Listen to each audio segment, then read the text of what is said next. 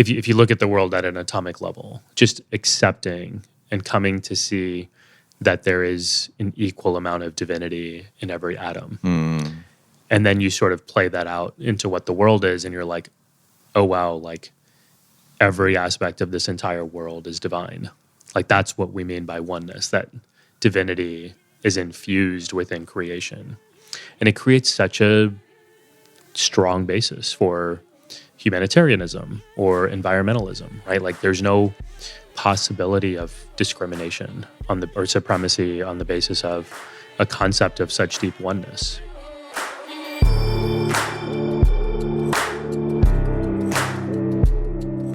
Hello, friends and damn givers. I'm Nick Laparra, and welcome to the Let's Give a Damn podcast.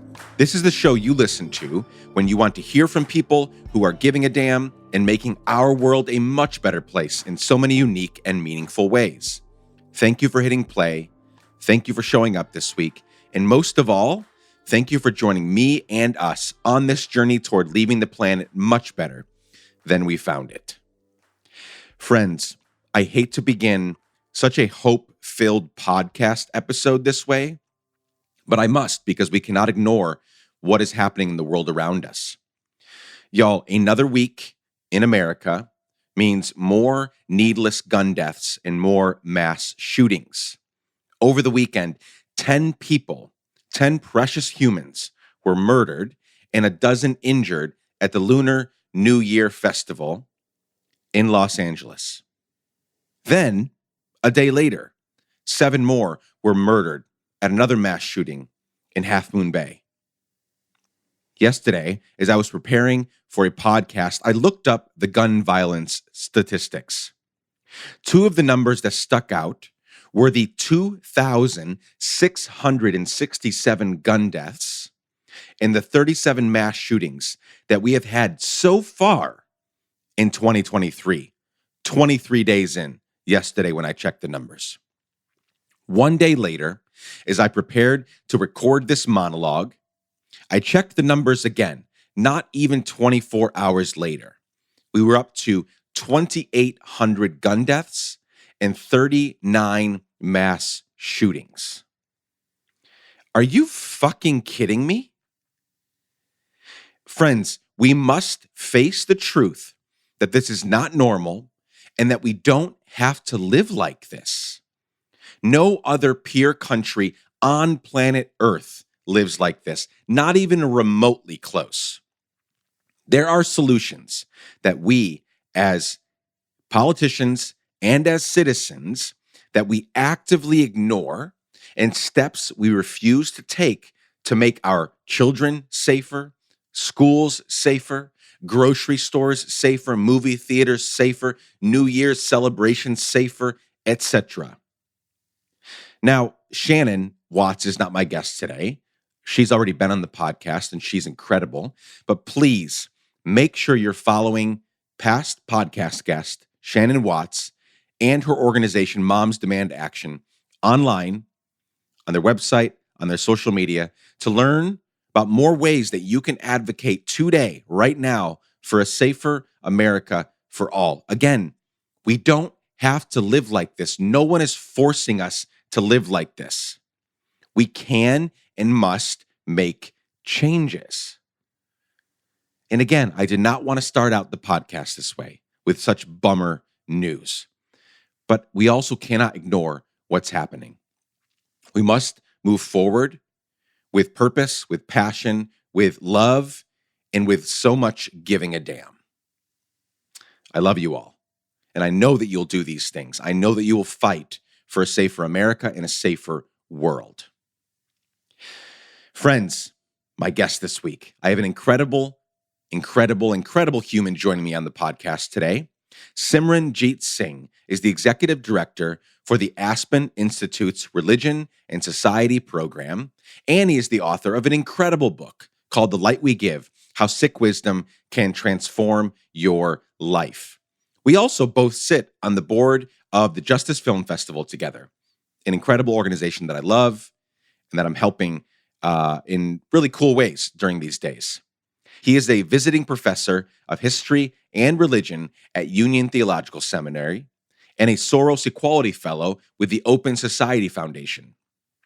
And if all of that is not enough for you, in 2020, Time Magazine recognized him among 16 other people that are fighting for a more equal America.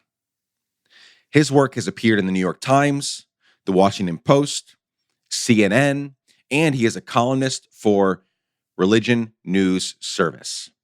Simran is an all-around badass, and in this conversation, we talk about his upbringing as a Sikh in America and specifically in San Antonio, Texas, the loads of racism he has experienced during his life, how the Sikh faith guides him each and every day, what we, all of us, regardless of what religious adherence or no religious adherence that we have, what we all can learn from the Sikh faith and our Sikh siblings, and so much more. This is a brilliant conversation that I can't wait for you to hear. Before we get into it, a quick reminder, as always, that you can email me anytime and for any reason at hello@letsgiveadamn.com. You can ask questions, recommend future guests, tell me how much you love or hate the show. Anything goes. I just love hearing from you. And now, let's get right into my conversation with the incredible Simran Jeet Singh. Let's go.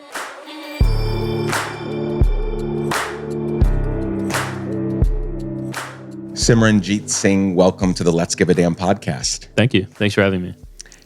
I've been looking forward to this for quite some time. We have several mutual friends. I don't know if you know, we haven't actually talked about this. We sit on the same board for the Justice Film Festival. Yeah, that's right. Yeah, we have a lot of people in common, and your name over the years, especially since moving to New York, has come up over and over again. And then I got to know your book and your platform, and I'm really not only impressed with who you are and what you've done, but what I want to spend a bunch of our time today exploring once we get past the formalities, and I want to know about your growing up days and all the things that have informed you and made you who you are. I've just been so impressed with how you handle yourself in the face of, all kinds of xenophobia and racism and just a lot of the things that you as a Sikh man have to deal with living in America. And I admire you so much.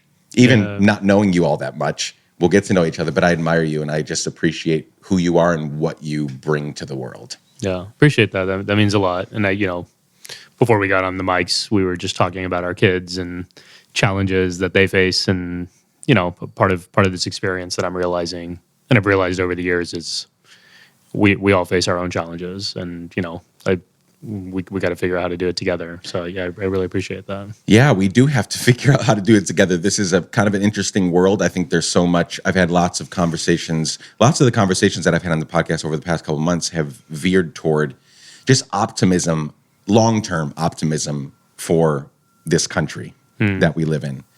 But in the short term, it's just so difficult to, in my opinion, we'll get into a bit of that today because I want to learn and I want to glean from your hopefulness and optimism that comes probably some of just you being who you are, but also your faith and the way that informs how you live and how you speak and how you cast vision for the people that you have influence over.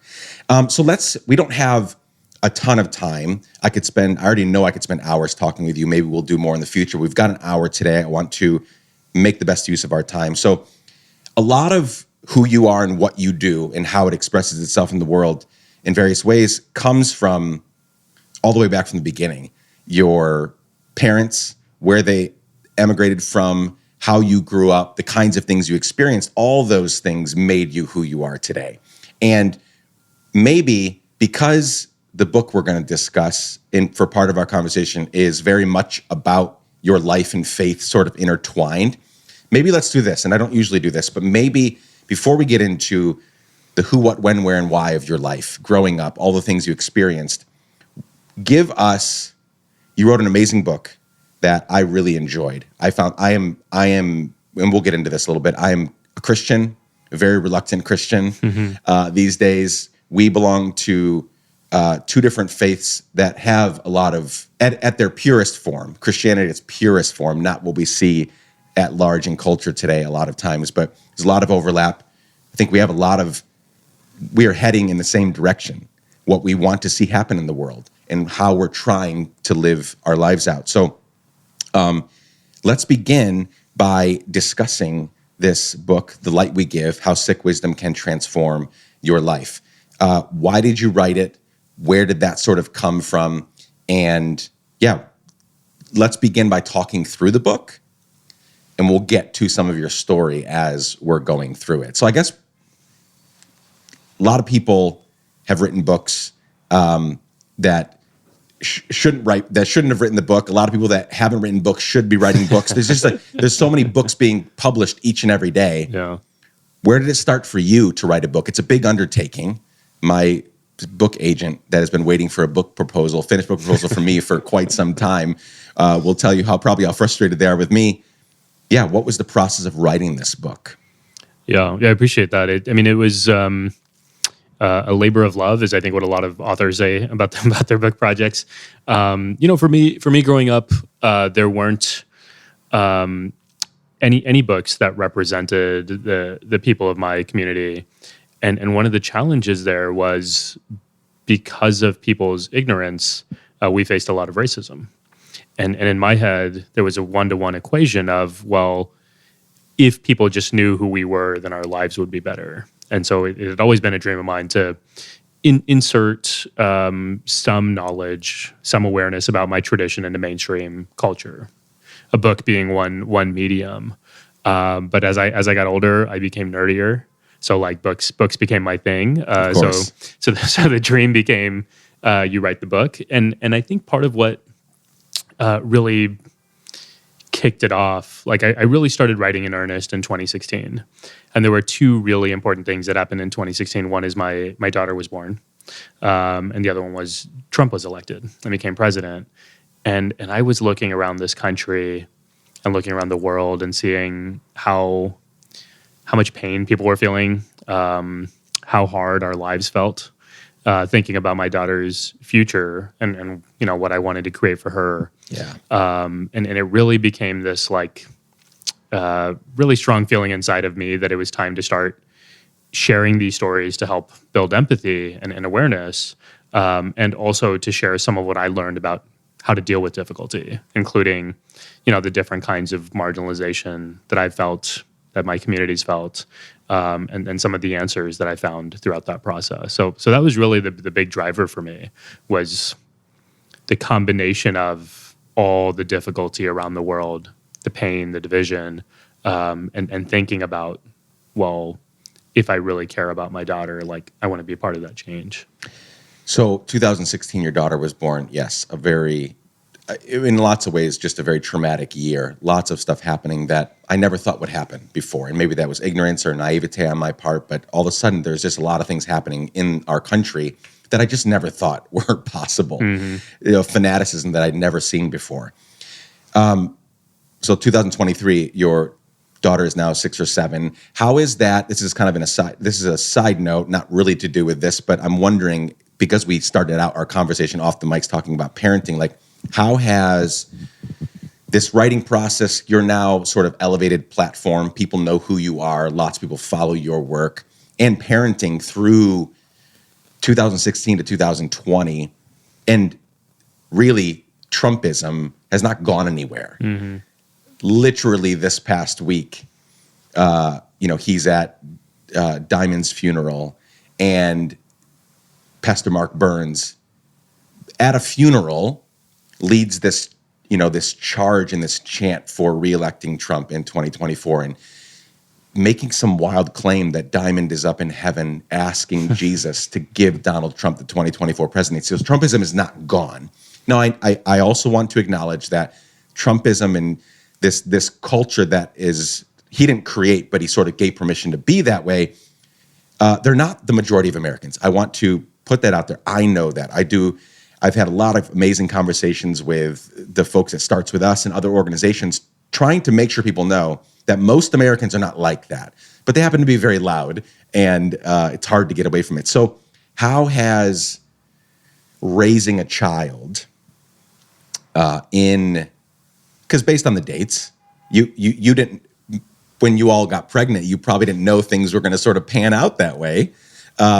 How is raising a child in these days been for you? What is it as expected, or has it been harder, or how are you communicating what's happening in the world to your, I know 6, 7-year-old kids. I've had 3 at that age. Like, they're very curious, asking a lot of questions, and we're already trying to instill values and ideas and talk them through what is good and what is bad. Does evil exist? And what is happening in the world, right? Yeah. So how has that been for you and your partner, your wife?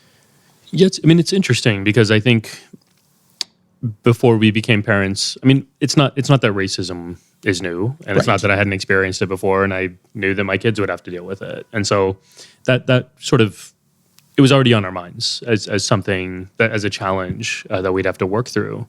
The pandemic wasn't on our minds, and that's a different kind of challenge. And I think part of what we learned through parenting is a lesson that I've learned at different moments in my life, which is you can't control the world. You can't control what happens. You can't control how people treat you. You can do your best to create interventions. You can do your best to be proactive. But at the end of the day, you can only really control what you control. And, in my tradition, we refer to that as hukam is the word. And part of, especially for me, during the height of the pandemic, when it felt like all I wanted for the safety of my family was to be able to know what I needed to do to keep them safe. And we didn't have testing early. We didn't have knowledge about how the virus spread. That lack of knowledge was really paralyzing.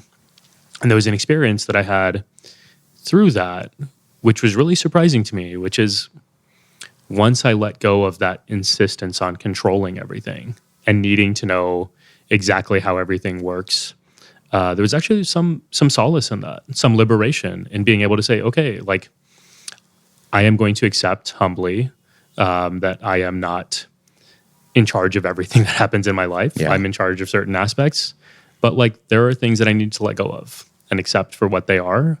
And learning to do that, and learning to do that with my kids has been really powerful in creating a mindset that enables us to deal with the difficulty that comes our way, right? There's a level of acceptance and a level of engagement, and being able to discern what falls within which category is a really important tool for dealing with the challenges that are all around us at all times. That's super helpful. And it kind of actually plays into, again, what we were talking about before we started recording with schools and stuff like that. Raising kids is so rewarding. It's the best thing I've ever done. And it's also the hardest thing I've ever done. I don't know about you, but my now 14-year marriage to my wife, piece of cake compared to raising children, because of what you precisely just pointed out. There is this constant, both for my personal life and these children that I have been entrusted with, 3 of them, 3 amazing young people that could become, they could do incredible things in the world. They could become incredible activists. They could create a new technology that does X, Y, Z, or they could become a mass murderer. There's so many different directions they could go. And it is almost paralyzing until you find that freedom you talked about. It's almost paralyzing. Every time that I talk to them or yell at them or don't address a need in the right way or tell them to leave the room because they're being obnoxious when really they needed a hug in that moment. All those decisions that we make daily as a parent. And then on top of that, they're learning. They're very aware of what's happening in the world, not as aware as you and I are, but I talk to my kids through things that are happening in the news and culture, both in our city and beyond. It's difficult, but it's also the greatest privilege. And yes, there is some freedom. You talked about this freedom that comes in not controlling this virus, right? That's been a hard thing for us to pass. Because again, totally, the first year and a half, we didn't do much with anybody. We were because we just didn't know, and the vaccines weren't available for kids yet, and so we didn't want to, even as vaccinated people, pass something along to them. There was so much unknown. And we still live very carefully, much more carefully than many of our friends do. But what does it look like to be careful, protect ourselves, protect our neighbors, protect our loved ones, but also, after this is done and I pack up and we say goodbye, I'm going to walk back out on the streets of New York where something terrible could happen, whether it's a public transportation accident or an act of violence that I could get got in the middle of. And what does it look like to, again, still be careful, still live carefully, but walk confidently through life and not be paralyzed by the unknown? It's quite a fascinating journey, both personally, but also as a parent. I don't know if you guys plan on having more, like, it just feels it's both a freeing thing to not try to control everything, but also very sobering. Like, there's just a lot to think about. Yeah, I appreciate that. And, I've been reflecting on this a bit over the weekend, actually, around some themes that you're sharing here. And, there to a degree, it can be, and for me, in certain moments in my life, it can be really easy to let go of the, what in spiritual terms we would call the attachment to the self, right? Like we get obsessed with materiality, but like we can check ourselves and like sort of get regrounded and be like, okay, I don't need these things that I so desperately want. Happiness is not going to come out of owning certain objects or being proximate to certain people or whatever, right? Like we know that's not how life works. But with loved ones, it gets harder. Like, at least with kids, for me, it's more complicated because the attachment to them is really strong. And maybe here's one way to say it. For me, day to day, I don't feel like I'm on like an emotional roller coaster, right? I've been able to find some level of equipoise. Like, the world's on fire, things are hard, but also it's okay. And like I can find inner calm. Yes. But when my kids are struggling, like that's where I feel like the internal ups and downs, because, my daughter has a stomach bug right now. Like, I felt really sad for her the last 24 hours in a way that like doesn't even totally make, like, she's fine. It's not a life-threatening disease. It's not going to have a long-term impact on her.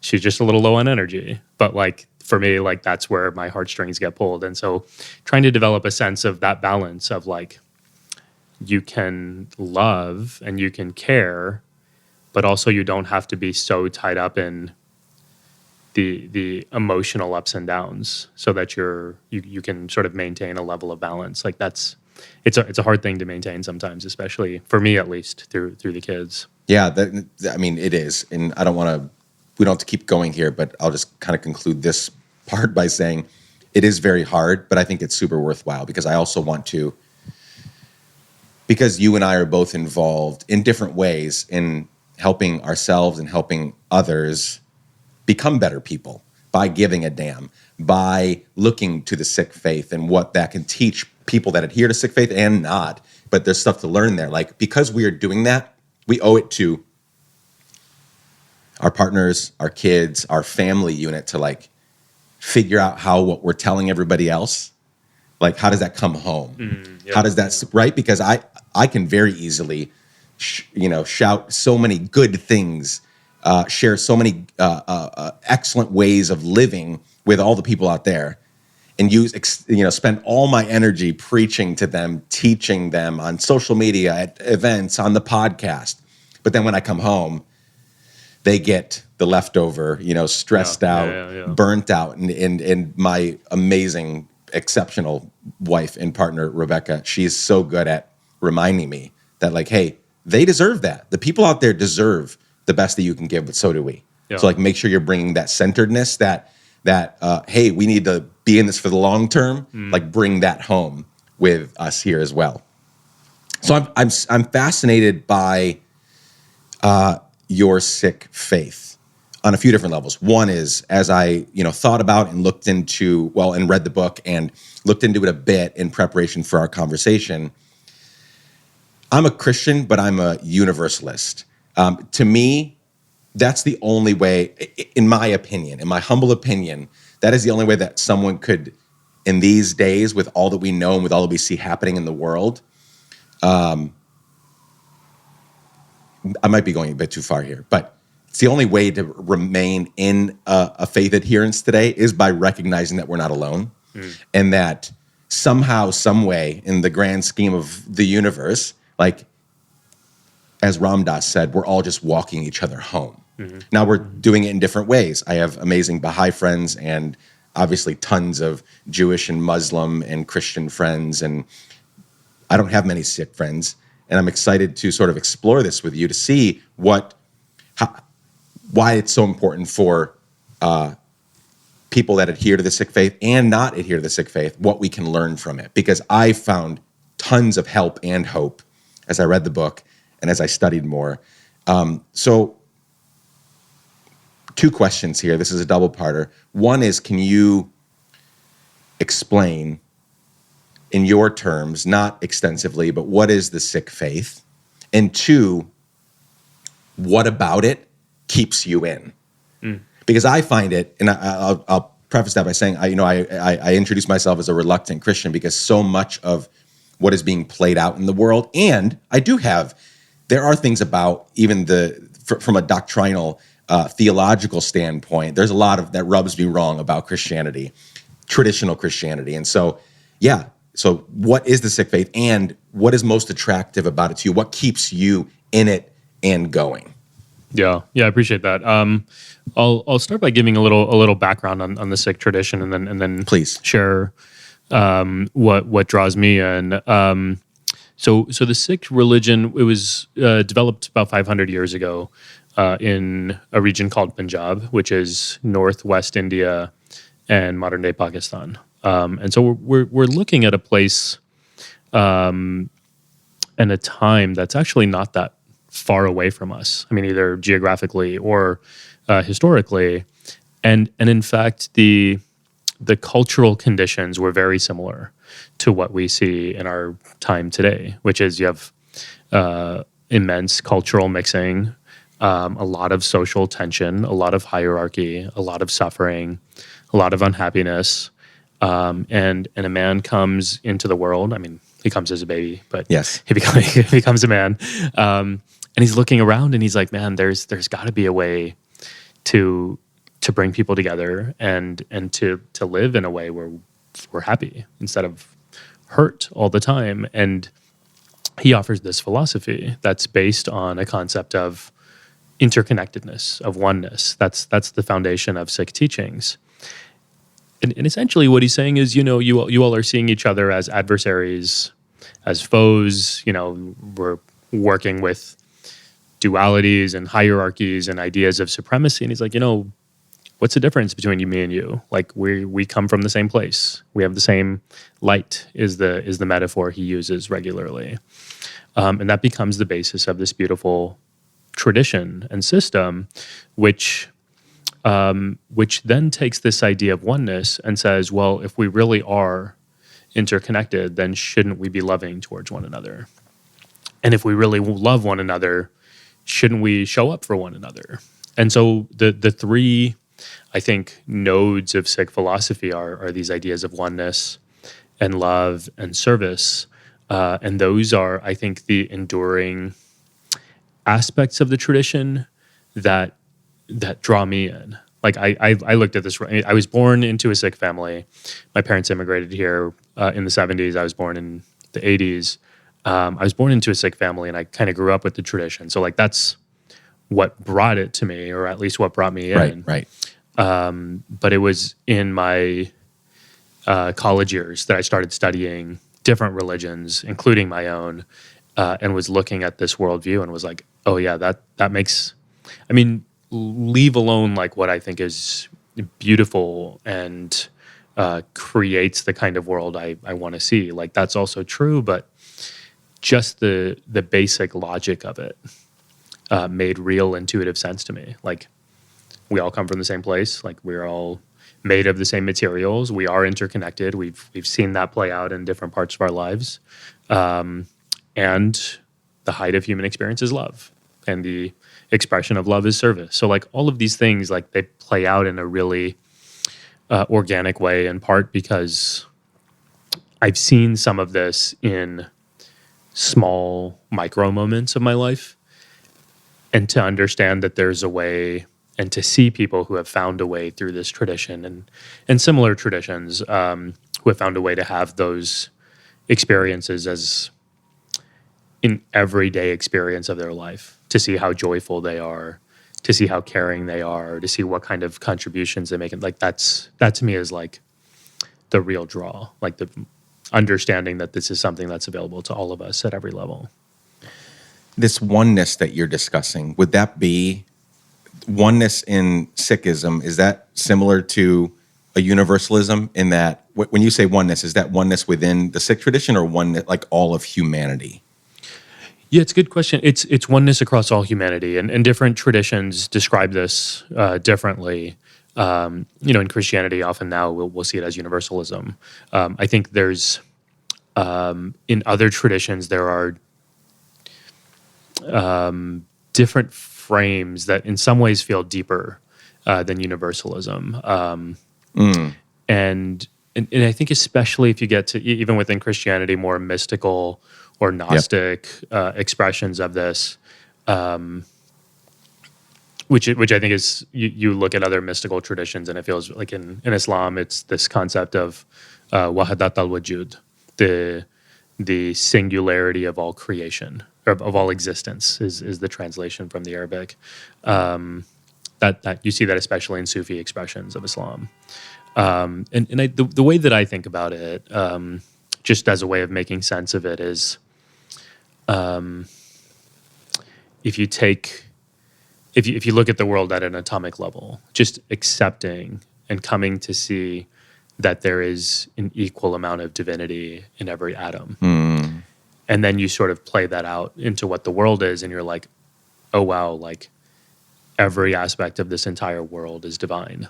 Like that's what we mean by oneness, that divinity is infused within creation. And it creates such a strong basis for humanitarianism or environmentalism, right? Like there's no possibility of discrimination or supremacy on the basis of a concept of such deep oneness, because you and me sitting here as we're talking, like you are just as divine as I am. And like, how could I judge you in any way for not being divine, right? Like it's such a powerful way of living. I guess that changes everything when you and your line of work and the work that you do and put out in the world, it changes in a massive way how you talk to people. And not before even talking to them, how you look at them, even if there's someone that you disagree with. Like, yeah, I guess a question for me that I would love to hear you kind of respond to and wrestle with for a second is like, as you're looking at American politics right now, I understand, and I'm more excited than ever to get people to not focus as much on what politicians are doing. We can't really get away from it. It's being, blasted into our eyes and ears and brains on social media and off social media every single day. So it's really hard to get away from it. But I do think that what we're doing, what you and I are doing with our neighbors and in our neighborhood and locally is way more important because that's stuff we can actually control. But I think there is importance to also pay attention to what our elected leaders are doing, whether we elect them or not. How does your faith in that oneness and that seeing divinity in everybody, how do you process through seeing a George Santos or a Marjorie Taylor Greene or a Lauren Boebert or a Matt Gaetz or a Jim Jordan? And I could pick on some people on quote unquote my side as well. But how do you process through when you see just horrible behavior, horrible words, ideas? Some of our elected leaders that got reelected recently to the House of Representatives, they had a very visible hand in making the January 6th insurrection happen. They wanted it to happen. They helped orchestrate it. And we elected them again to, some of the highest offices in the land. How does your faith help you as you look and see bad things happening and bad people winning, seemingly? How do you process through that, knowing that they have the same amount of divinity as you have in you? Yeah, I mean, I'll start by saying it's hard. Like it gets really hard sometimes. And one of the big stories I sort of share and lay out in my book is about my challenge in seeing the humanity in a white supremacist who massacres people in my community. And I mean, the honest truth is that it's not easy. Yeah. And you and I are sitting here. It's easy in a way, right? Like we have a lot that we can share, and you have tattoos on your fingers and I don't. And I'm like, cool. Like, we're different, Yep. but we're similar. Yep. And sometimes I look at people like the ones you described, and I'm like, man, what do I have in common with you? Like, it's so hard to see. Like, especially when you see people who are using their power to hurt and manipulate innocent people. Like, that's really hard for me to Very. stomach. And I think that's hard for a lot of us. And I think the sometimes the best answers to questions like these come to me from parenting. And it's like, how do I talk to my kids about these issues? And sometimes that's like super simple, but also really profound and insightful. And the way that I talk to this about my kids is like, no one is bad, but their actions can be bad, right? You separate the individual from their behaviors. And at at the level of a toddler and adolescent, that's easy to follow. But as you get older, it feels a little simplistic, right? Like, yeah, like no one is bad, but then what if you take someone like Hitler? Like, wasn't Hitler bad? And like that's where things get really difficult, right? Because like he did horrible stuff. Like, who is worse than Hitler in that sense, right? And part of I'll share two things in terms of where I've learned to work through this internally, and retain this really strong conviction that everyone is inherently good.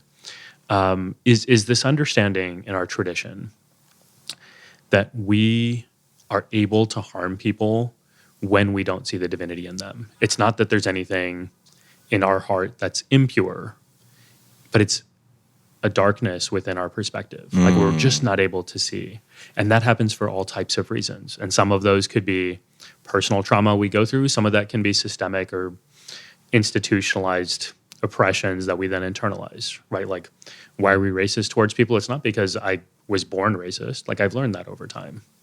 And that's made it more difficult for me to be able to see the humanity in certain people because of their skin color. In the cases of the people you gave as examples, like, power can often be something that corrupts us internally and makes us unable to see the divinity in other people because we are so focused on serving ourselves and we close ourselves off to others. So I think there are all sorts of reasons why this happens, and it's helpful for us to sort of trace that through. But I think what's actually the most effective method that has helped me in these situations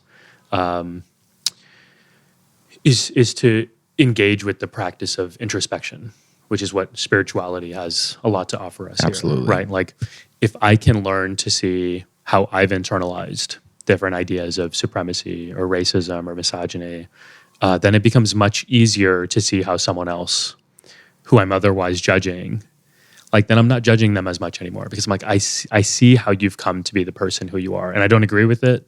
I'm going to hold you accountable. I'm going to fight against it. Like, I hate that behavior. Like, all of that's true.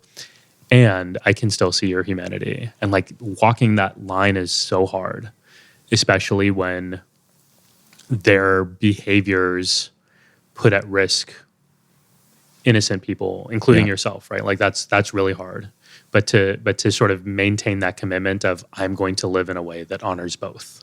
Finding a way to walk that tightrope. I think that's the delicate balance that I'm always trying to manage. I love that. I mean, super helpful, super tangible sort of steps for people as they're observing that. Because I think so many people don't end up where you've ended up, which is doing the hard work of walking that tightrope. A lot of people just say, fuck the tightrope. I'm going to fall off one side or the other, right? Totally. I'm not even going to do that hard work. Because it's hard, because you said it's hard work to give a damn in a way where you see everybody as having divinity within them and everybody being inherently good. I just heard this quote over the weekend that I cannot stop thinking about. Do you know who Father Gregory Boyle is from Homeboy Industries? Yep. Just a hero of mine, an amazing human. And I came across this clip that he was doing an interview, and the interviewer asked, "Is there evil?" And Father Boyle says, "I believe in horrible because I have eyes, but I don't believe in evil. And homies have taught me that, and I can't unlearn it." And the interviewer says, what have they taught you? And he says that everybody is unshakably good. And this next part, these next two sentences were, I literally cannot stop playing them over and over in my head and figuring out what the implications are for my life. That everybody is unshakably good and we belong to each other. I've learned to stand in awe at what people have to carry rather than in judgment at how they carry it. Yeah. So I hear this on Saturday evening. I run across it, play it over and over and over again. I sent it to a good friend of mine in Nashville who has this amazing Anglican parish that is doing so much good in Nashville for refugees and all sorts of amazing marginalized communities. And he says, that blew me away. I'm going to use that to start Mass on Sunday with. And I can't stop thinking about it. The people that I mentioned, right, that on the face of it, if you just take their words and their behaviors and their lying and their manipulating at face value, I just want to write them off. Yeah. If I ever got an opportunity to speak to them, I would reject it because of how I might react in their presence. But then I read this, I listen to you, and I think about this quote. What does it take for Father Gregory, who has seen some of the most horrific things ever, heard some of the most horrific things ever, witnessed horrible things, for that person to say, I've learned to stand in awe at what people have to carry rather than in judgment of how they carry it? So what would it look like for us to, as we give a damn, as we figure out how do we, in our short few years here, how do we make the most lasting impact possible? It would change everything, really, to look at Marjorie Taylor Greene and be in awe. And this is even hard for me to say right now because so much of what she says and does is despicable to me. What would it look like for me to be in awe of what she has to carry? What has she gone through? What things has she, what ideas and words and phrases and ways of living has she picked up along the way that are now playing out now in her life as she's in the House of Representatives? Like, how did she start out versus where she is now? George Santos, someone that doesn't seem like the guy can tell a truth. It's all lies. But do you think George started out that way? No, at one point George was an innocent, good boy that then went through a series of things over the course of his life to the point now where he cannot tell the truth. I feel like it changes everything, right? Yeah. Yeah. I mean, I love that quote as well. And what's sort of standing out to me as I'm thinking about it is it's essentially a choice, right? Like how do we choose to see the world? And our gut reaction so often is judgment, in part because that's how we're socially conditioned. Like we're taught to judge one another, in part because it's easier. And in part because that is an armor that we can put on that feels protective. But I think if we pause for a second and sort of look through the cultural conditioning and just ask a really simple question, right? As we reflect on our own lives, how do we feel when we're in awe of something? And how do we feel when we're judging something? And like the simple answer is like, it's the difference between positive and negative. Absolutely. Right? Like you can choose, right? You can choose to be experiencing this world through a lens of positivity or through a lens of negativity. You can have an optimistic outlook or you can have one that's focused on pain. And like in a context where so often we're stuck in the pain and don't know how to get out, like this is a simple shift that we can all make. And one of the challenges that people have with this possibility, one of the challenges people often feel is, well, are we buying into complacency by letting things go? Or are we sugarcoating realities? And I don't think it has to be either or. Like both can be true, that we choose to be optimistic, that we choose to be in awe rather than in judgment, and still have a commitment to give the damn about holding people accountable, about going forward and moving towards justice anyway. And I think, at least for me, through the SICK framework that I've learned, but I don't think it's exclusive to my faith or even to religion. Like there are all sorts of ideologies that enable this. Like if you operate from a perspective of love, then justice is part of that, right? Like you have the ability to empathize with someone you disagree with, rather than judging them. And you also have a commitment to hold them accountable, to make sure that they're doing better, so that they can then get into a place where they also have that experience of connectedness and awe, as opposed to the pain coming out of judgment. We have a few minutes left in our time together today. I want to go back a bit in time, because we've talked present day for the past few minutes. But in your book, so much of the book is not just the Sikh faith and how it informs and transforms lives, but again, there's these stories of your upbringing and the things you've experienced. And again, this is part of the reason I'm in awe, because I as the son of a Guatemalan immigrant, I'm a little off-white. I've experienced a little bit of xenophobia and racism in my life. You are a Sikh man with a beard and a turban, and you belong to a very, by and large, peaceful people and religion that for decades now, in modern time, since a certain 2001 huge tragedy that happened here in our city. And again, you experienced it growing up as well, and I want to talk about a couple of those instances to see like how they informed you and how they changed you. But you've experienced so much of that in your life. Just walking down the street, you are going to get looks from certain people, and they might just stay a look, or they might say something to you or make a comment to someone else about you. I'm sure you've heard so many things in your life about, again, before they even get to know you and your faith and how it has informed this beautiful life that you're trying to create. Just your appearance sets some people off.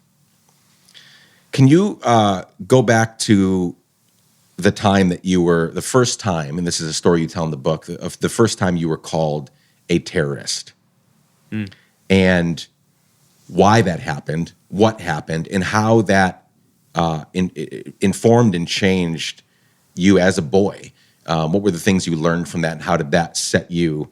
Again, ultimately, every experience you've had in your life resulted in you being here now on the couch with me on January 23rd, right? In 2023, yeah. Everything happens for a reason and takes us a certain place. Talk about that situation and what that did to change you, for the good or the bad.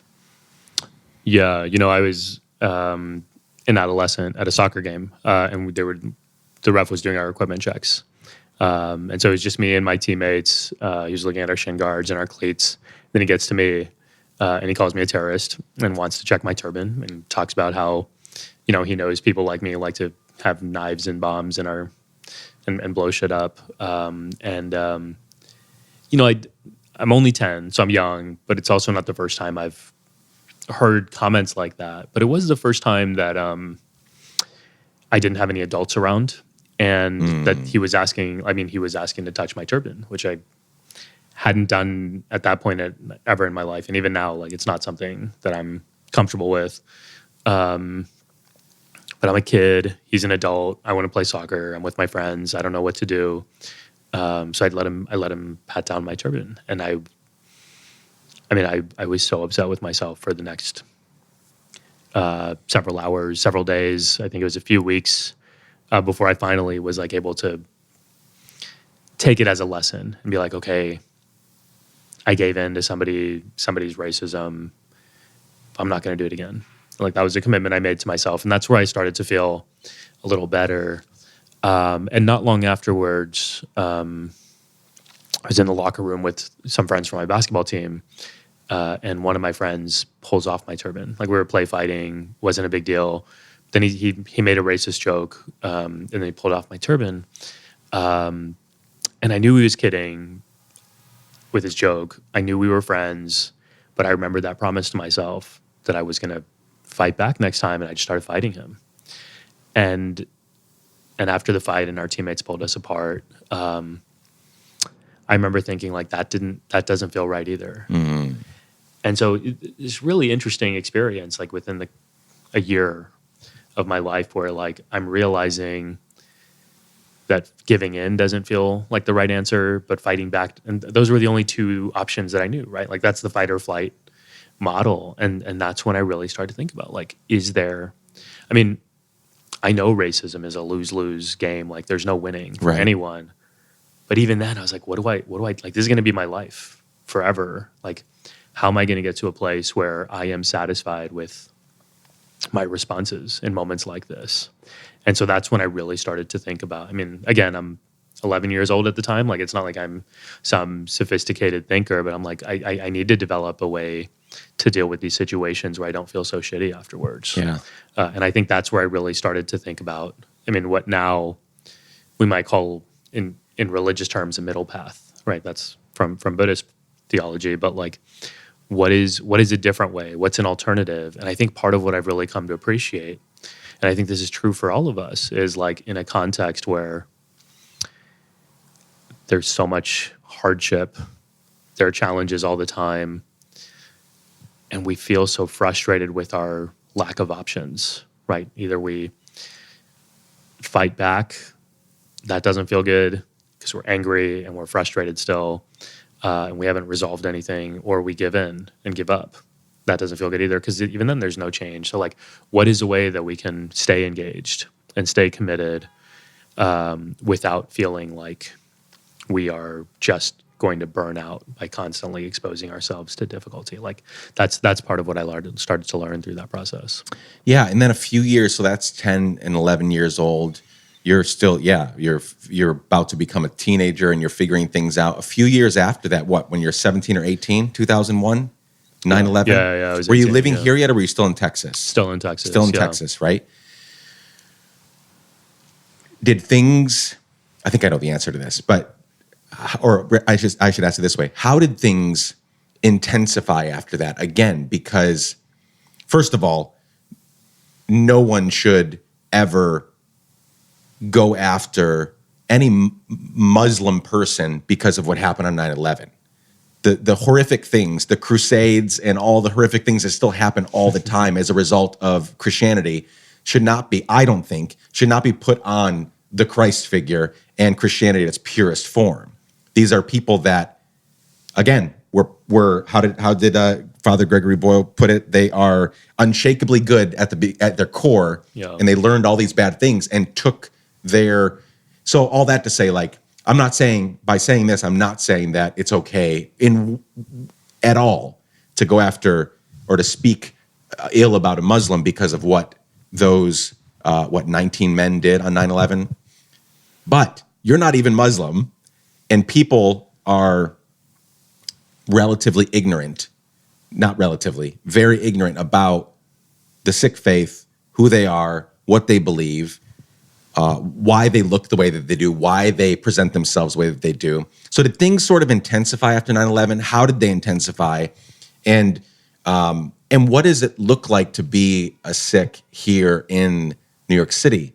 A very diverse place, lots of religion, lots of religious people, lots of different kinds of people, but still there's a ton of xenophobia and racism and all sorts of things walking the streets every day here in New York.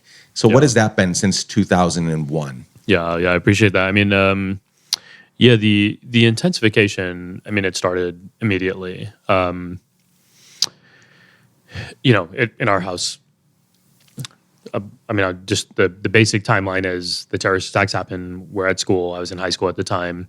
My mom comes and picks my brothers and me up pretty much immediately, knowing that Osama bin Laden was the primary suspect, and people were going to make a one-to-one correlation between his turban and mine. And so she picks us up. We go home. We lock the doors. The death threats start that day. So I mean, it was pretty intense, and as much racism as we dealt with until that point, I can't remember a death threat, and all of a sudden they were all around us. Like it was very intense for several days. We started learning about people in our community, in the Sikh community around the country, being attacked, being killed in the racist backlash. So like as an 18-year-old, on the one hand, I feel invincible. And I also feel like maybe my parents are overreacting, right? Like, what are people actually going to, like, maybe they'll say stuff to me, but will they actually do anything? And then we start learning about these attacks and assaults and murders, and we're like, oh man, like things are totally different now. So I mean, that was a huge change. And I don't know at what point I made the connection of what was happening, that overnight I had gone from being someone who was unknown, and therefore like feared because I was different, right? Like that's a certain kind of experience. Right. But now people presumed to know me, and I was feared because I was like the spitting image of America's enemy. And that experience was completely different from anything I'd experienced. Like now I'd walk down the street and people, instead of saying random racist stuff, they'd say very specific racist stuff. Instead of like speaking out of annoyance that I was in their backyard, they'd be yelling at me to leave, right? Like that's a different kind, and it would be angry and hateful. And people really saw me as a target of all of their frustration and vengeance for the pain they were feeling from 9/11. So like the intensity was really different, and the nature of it was very different. It was very specific. It was very hateful. And, that it continued for years, even as the country settled back into its rhythm, the assumptions were still there, right? The trauma was still there. I moved from Texas to New York City, and I lived in Boston for a couple of years, but I get to New York City in 2008. And I'm excited because I'm like, this place is diverse. It's not Texas. Like racism is behind me. And I get here and like pretty much immediately, I'm like, oh yeah, of course racism is here. And I don't know why I thought otherwise. So I've had all sorts of incidents here, very similar to growing up in Texas. I wouldn't say it's any less verbal, physical. One of my closest friends was pretty brutally beaten. He was a professor at Columbia at the time, and a bunch of teenagers like ganged up on him, yelling all sorts of slurs. Like he broke his jaw and punctured his skin. I mean, it was nasty. And I don't know, like I guess what I'm trying to say is we tell ourselves a certain story of like racism is in certain places and not in others. And I think the reality is, and it's if we're being honest with ourselves, if we really want to deal with it, we have to face it pretty sincerely, that racism is everywhere. And I've lived that out firsthand, and I guess I've learned it the hard way. It's really tough. It's a really tough thing to navigate because so many people think that, oh, we live in New York City. We live in this this leftist, bubble, and it's all lefties here doing leftist thing and blah blah blah. And it's just not true. Like I too I've seen, because it's such a concentration of people, I've seen more outright xenophobic and racist things happen than any other place I lived. Then when I lived in Nashville, during the Black Lives Matter, George Floyd, marches and the hundreds of arrests that happened to my friends, like I've seen more of that happen here. And so you're right that it's everywhere, and we can't ignore it, and we've got to figure out sort of balanced ways, right? As a boy, you discovered the hard way that giving in and letting them do their thing doesn't feel good. And fighting your way through it also doesn't feel good. So that leaves us to really think intentionally through, how do we do this then? How do we give a damn in a way that doesn't alienate people more, but that also doesn't let them off the hook for the terrible things they're doing, and us calling them to a better way of living? It's a tough thing to navigate through. As we begin to wrap up here today, I want to be very conscious of your time. What would I have two more questions. What would your call to action be today? Obviously, for everyone listening, go read the book, The Light We Give. It's beautiful. It'll give you a ton of hope. I found it super helpful. Sick or not sick, it's a book for everyone. And I believe you wrote it that way. This is not just you're not trying to, the sense I got was like, there was never the, hey, come join what we're doing. It was merely saying, these are the beautiful things that my faith have to offer everybody. These are yours for the taking. These are beautiful principles that can help anyone. So for anybody that might be listening to you might be the first sick they've encountered through audio, right? Like although there are millions, tens of millions of sicks around the world, most people don't even know what they believe. Most people don't know anyone personally who adheres to the Sikh faith. Right. So what would you encourage people to take from our conversation today? Yeah, I appreciate that. I think knowing your audience a bit and what you're about, here's a thought, and I share this in the book a bit too, but it's something that I think about a lot these days, especially for people who are well-meaning, thoughtful, caring about others. I think one of the challenges we face as a society is we are really quick to point our fingers out at problems, outwards to other people. Like, here's what you're doing wrong. Here's this problem. And I mean, it's good where I think we're understanding injustices and inequities in ways that we haven't before. And so we should keep that up. Like, that's important. One of the things we're not so good at, and what I would offer to people, is the practice of looking within and trying to understand, not in a way to diminish ourselves or to demean ourselves, but really to be honest with ourselves and understand that we have shortcomings too, that we have aspects that we can work on internally, and the challenges of racism and sexism and homophobia and all that ugliness isn't just out there; it's inside of us too. And so being intentional about that, being purposeful about that, and saying, I want the world to be better, but I want myself to be better too, and those two things have to go hand in hand. That's something that I think a lot of spiritual philosophies would call for, and I've really benefited from personally. That's really beautiful, that introspection, and it goes hand in hand with all that you've been talking about, this oneness, this finding the divinity in each other. You're also realizing that when you're criticizing a Marjorie Taylor Greene or a Donald Trump or whoever or Hitler, you realize that potential is inside of you as well. Inside all of us, yeah. It's inside all of us. You and I, today, we could go out and in 3 bad decisions end up in prison for the rest of our lives, right? Yeah, we're so close to it all the time. And so rather than just always punching down on people and saying, I'm better than you, I have a better way of living, my way is the right way, put ourselves on a level playing field and kind of I think it's easier to call people. It's easier to call people to your team when you're on their level. Yeah. Not things you're saying and the things you're doing, but like when you're recognizing the oneness and the sameness in each other, it's easier to call them over than to be so high up, looking down on them and saying, try to get here because I'm better than you are. That's just harder to do. It's a harder call to action to make.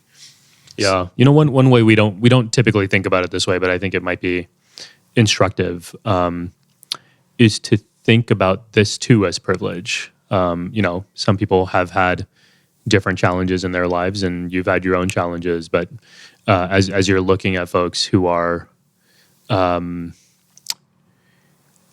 we say hurt people hurt others, right? People who are hurting themselves, like they are themselves hurting and they're hurting other people, to recognize you might be in a privileged position to be able to see that and to feel empathy for them in some way and to open up your heart to them.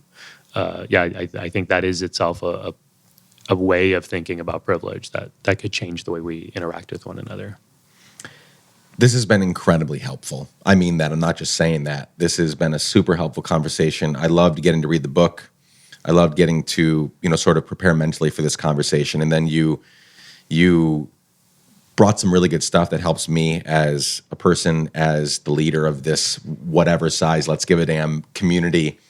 And then, you just, I think your wisdom is incredibly helpful. It's incredibly action-oriented, right? It's not philosophical. It's very like, hey, these are some real-time, really practical things you can do right now to change the complete trajectory of your life. So this is really helpful for everybody. Hope we get to do it again. Simran, thank you for your time. Thank you for your book. Thank you for your work. And really appreciate it. Yeah, thank you. This was awesome. Thanks a lot.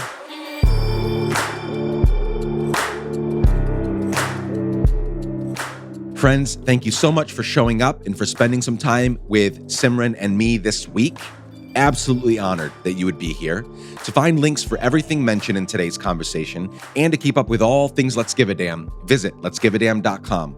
Please share this conversation with a friend or 2 or 10 Please leave us a 5-star rating and review on Apple Podcasts or Spotify. And please, most of all, show up next week. We have many more incredible conversations coming your way.